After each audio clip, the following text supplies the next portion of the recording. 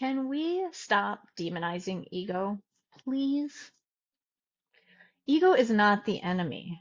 And I don't think that the goal should be to kill the ego. I've heard a lot of spiritual teachers over the years talk about how ego is out to get us and ego needs to be eradicated. And it's almost like it's the devil inside of us and needs to be exorcised. Hallelujah. Woo! Let's get rid of the ego. I'm here today to offer you a different perspective. I would like us to actually understand and embrace, and dare I say, love the ego. And as a happy little side note, for me, it actually helped me to ease some of my anxiety.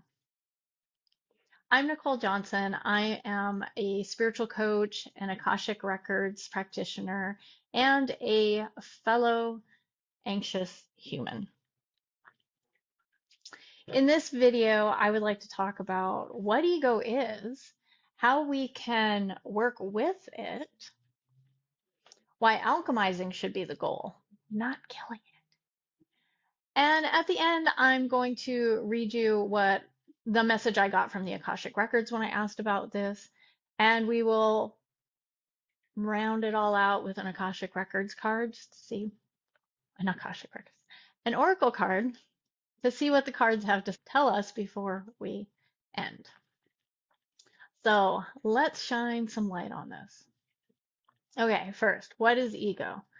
Now, I am not a medical professional, I'm not a therapist or anything like that. So this is a very simplified definition that just helps me. Okay. I know it's much more complicated than this, but in general, my understanding is our ego is essentially our identity. It is what makes us who we are, all of our quirks, our likes, our dislikes, our wounding. It is everything in our mind. Now, I have the perspective or the philosophy, the belief that we are spiritual beings having a human experience. So, in that regard, the way I like to think of it is ego is essentially just our body.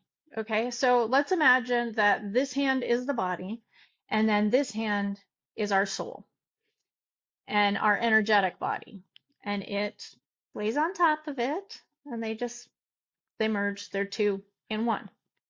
Okay. Now, the body I also like to think of as, let's imagine it like a computer. And the creator, the manufacturer, has made this computer so it's got a certain brain, right? It's got the hardware. And then it also has an operating system. Well, to me, this is like the body where you've got your brain and that is your operating system, right? It keeps everything going. It makes sure that you can digest and you're breathing and your heart's beating and all these things that you don't think about. This is your operating system and it is running your body. Now, we also get uploaded with software. That to me is when you're a baby and you're living with your family and your churches, your school system, your society, everything is teaching you how to be, who to be. Also, it's what's the word? It's causing trauma, it's all these other things. But our brain is taking all of that information and it is using it in the best way that it can to protect you as a body. I feel like that is really its only job. That is the body. It is, well, okay, it's got two jobs. One job, so that we can be here having this human experience. And the second job is to protect this body because it is all it knows, right? It is all it knows and it will die. And so it has this fear and it always wants to make sure that it is comfortable, we are comfortable.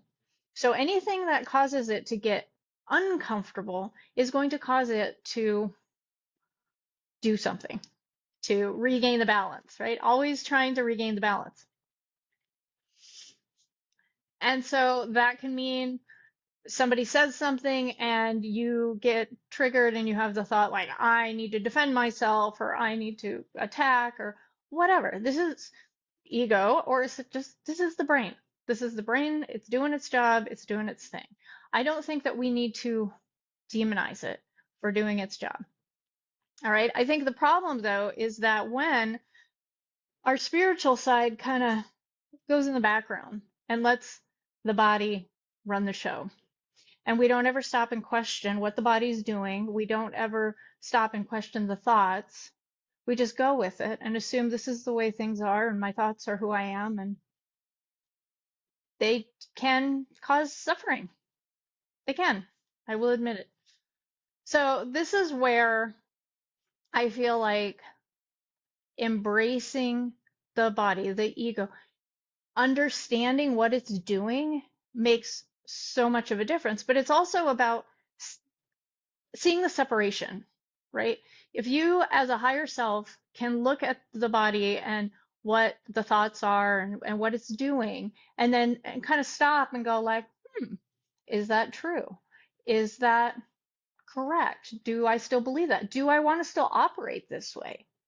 Because I know for me, I'll get triggered, something comes up, and I'm like, ooh, that doesn't feel good. I don't like that. Or I don't like how I just responded to that. I want to be a better person. So I will stop, and instead of lashing out at someone else, I'm going to question myself. I'm going to stop and go, ooh, what was that? What got triggered in me? What thought do I need to maybe work with? What shadow aspect, whatever you want to call it. But I don't feel like this isn't killing the ego, this is working with it. This is understanding it. This is going, okay, baby brain, I know that you have this thought, this belief, this pattern because it kept you safe at one time, but now we're older and wiser and we want to change the software. We're upgrading our software. So thank you, but we're going to make some changes here. And so I actually started thinking of it as it's almost like, so say a trigger event happens, and then you need to detach, kind of separate yourself from what happened so that you have the space to look at it and question it and go like, oh, what was that? What is that triggering? What is that, what is that belief? Why do I feel like I'm not good enough? Why do I feel scared when they say that? Why do I want to lash out when they say that? What am I trying to defend? Whatever it happens to be. So you go out, and then can you come back? Can you reframe it in a way that's more compassionate and understanding and loving and go, oh, I know why I did that because maybe I have an abandonment issue or whatever. And so then you can kind of bring it back in and approach it from a place of love rather than a place of fear. So we're constantly kind of going out and then bringing it back in and going out and bringing it back in. And so that's what I mean, where this is alchemizing. This is working with our brain, our body, this beautiful body, this gift that the creator gave us in order to have this beautiful human experience. And we're just constantly working with it instead of feeling like, nope, I just want to be a spiritual being. And I don't know why I signed up for this human experience because this is absolute garbage and it's hard and it sucks. And I definitely didn't sign on for this. I want to be above it. But I'm here to tell you that's not the point. The whole point is that you are here to have a human experience, but you also have choice. You have choice in how that human experience looks. I want to read you right now. So, what I got from the Akashic Records when I asked about this, it kind of came through as a vision initially, and then it turned into channeling. The first part that I saw was kind of like it was like a human body, and then it had this overlay. And then it was kind of like when they're moving together, everything is great, right? We're copacetic and we're aligned. But then the second that one starts acting and the other one isn't going along with it, now you start having this disharmony and the struggle, and one is trying to pull away from the other, or one's pulling the other one over the other. And so it was like the message was, this is why we need to work with it. This needs to be a cohesive unit. When one is in all control, then you're pulling the other along, and you're not alchemizing, you're not joining them and working as a team. So then the message was, let's see, it's a struggle instead of them just working together, going in the same direction. And I said, this reminds me of the tarot card, the Chariot, where you've got two horses. And if your horses are going in the same direction, awesome. You know, you've got that determination, the willpower, you're making things happen. But if you've got one horse going in one direction, another horse going in another direction, like you're getting pulled apart. You can't function that way. Or I feel like this is when you have a lot of maybe a lot more of the anxiety and whatnot, right? Because if my soul is saying, I really want to do this amazing thing, but my body is saying, I'm scared, I can't, and you're constantly trying to be pulled in two different directions, then you've got a lot of this fear and this anxiety. Whereas if you can work together and keep returning to love, to trust, to faith, you don't have as much anxiety. You can move through life a lot easier and have a much more enjoyable experience. I digress. Okay, so the Chariot. If your energy isn't going in the same direction, your energy is being splayed. So you want it focused. Also, when you're constantly fighting yourself, as above, so below, as within, so without. So this is saying, it's just like we see all this divisiveness in the world right now. And part of that, if we have the divisiveness within ourselves, of course we're seeing it outside of ourselves. We need to have the harmony within ourselves. It's like that Gandhi had said, the change begins with you, right? Well, if you're constantly fighting yourself, you're fighting everything. Right? It says if you're over identifying with the body, is fear because it knows it will end. It is a tool, a companion. It is a costume for the soul for this life. And you know, it wants to be important. It wants to be the center of attention. It does not want to die. It is afraid of it and everything. But the soul is timeless. So how do you work with the body? You calm it to help it or work to its fullest potential. You trust the light within. You always choose love over fear, faith over fear, trust over fear. It is a mind. It is a body for the experience of this life. It is its purpose. That is why it was made. It's created for this experience, for you as a soul too. Merge with it, work with it. But when you step back, you let it control everything. You live in fear, you live in anxiety. You constantly want to be vindictive, to blame, to assign guilt to others. Do not let it control, unless that is your choice. If that is the experience you wish to have, no one will stop you. You always have a choice. Will you let your body lead you or guide you? Or will you fully embody it, work with it? Create a truly beneficial symbiotic relationship rather than one forcing the other and pulling the other along. So it must be a true integration. It must be alchemization. You cannot kill the ego. The ego is the body, the ego is the mind. You can identify with it less and not over-identify with it, not make it the be-all end-all. Remember your multidimensionality. This is but one experience. Fully enjoy it when you are in your body and you are stuck in the loop and the anxiety and always trying to avoid discomfort. You're not truly enjoying the experience. You are getting an experience, but it is a negative experience when you always have the choice. And you can learn from joy versus the pain and the discomfort. It is always up to you. But when your energy is being spent on fighting the ego, always, or living from ego, from the brain, from the mind, you are not using the energy to create, to love, to live, to truly enjoy living this life, having this physical experience. Release the fear, release the fear. Live, live, live, live.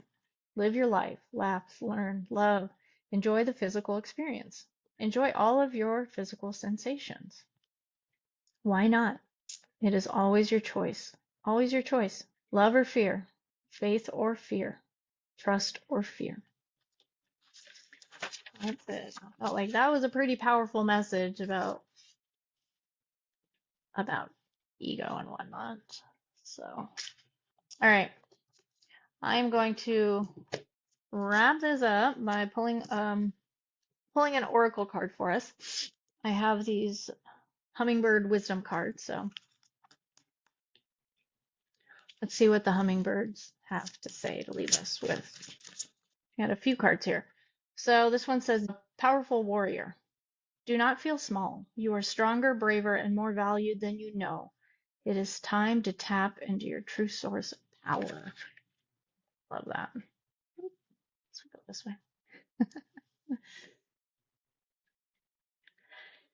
And then this one says, bouquets of blessings. Your broken wings are mending. Relax and know you are receiving a miraculous gift of healing. Yes. And finally, it says, ruby throat. Speak right, create. The world needs to hear your song.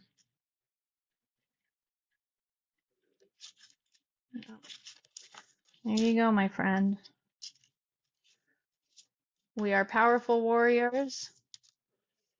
We are healing. We are meant to speak right, create. So I want to challenge you this week, going forward, to look at your thoughts, question them. When you feel upset by something, look at why. Why are you upset? See if you can get some space and look at it from a different perspective. Return to love. How can you be loving to everyone? To yourself. How can you love yourself? How can you integrate your ego? Just remember, it's just your brain. It's your body. It was taught to do this, and it can be taught to do other things as well. So work with it, question it, reprogram it, enjoy it. It is your body. Enjoy this experience. Oh my goodness. All right, my friend. I hope you have a beautiful rest of your day and week. And remember to march forth and do good things. Thank you. Bye.